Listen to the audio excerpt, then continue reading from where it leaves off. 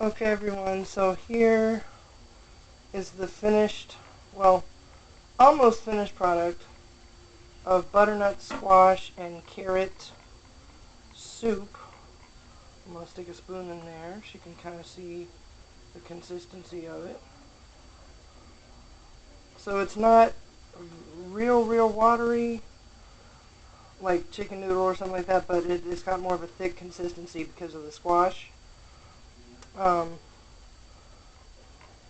So that's it. For those of you interested in making it, you just get a roasting pan. I bought a disposable one, so I already threw it away.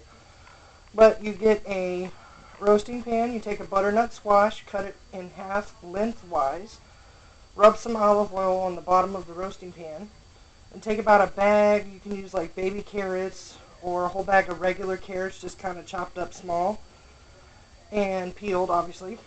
And take those carrots and put a little bit of olive oil on top of the carrots so that way they don't like completely dry out as they're roasting on the pan.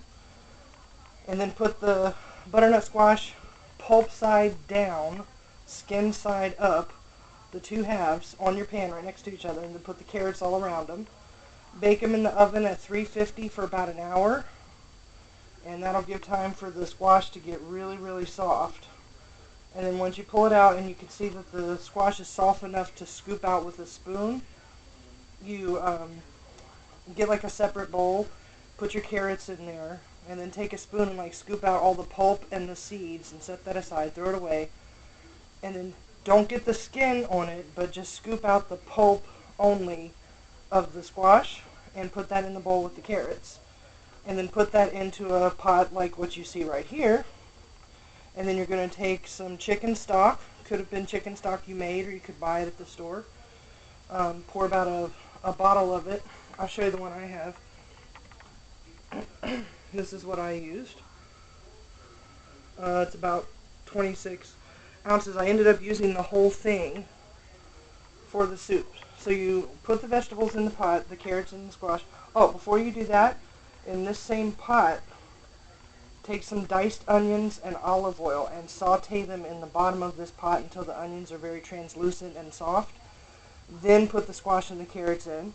Then you're going to add an equal parts of chicken stock and water just until the liquid comes up over top of the vegetables.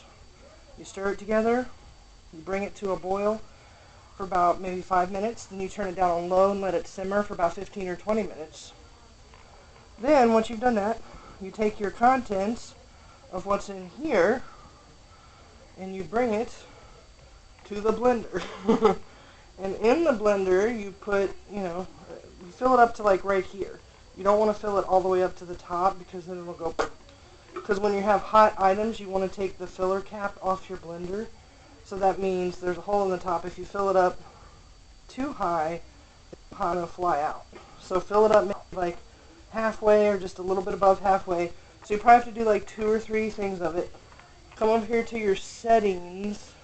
Start with a low and a puree.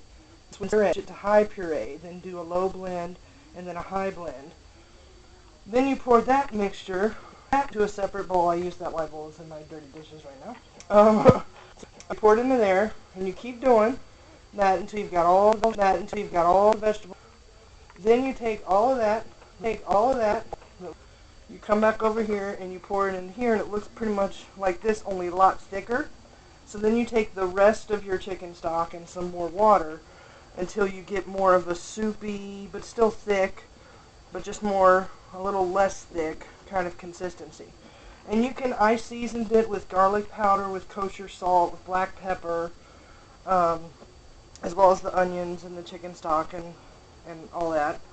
And then I'm getting ready to make a Greek yogurt cream sauce to drizzle on top of the bowl of soup along with some parsley flakes. So I'm going to do that, and then I will make a picture of the finished product in the bowl with the drizzle of the cream sauce and the parsley flakes for everyone to see.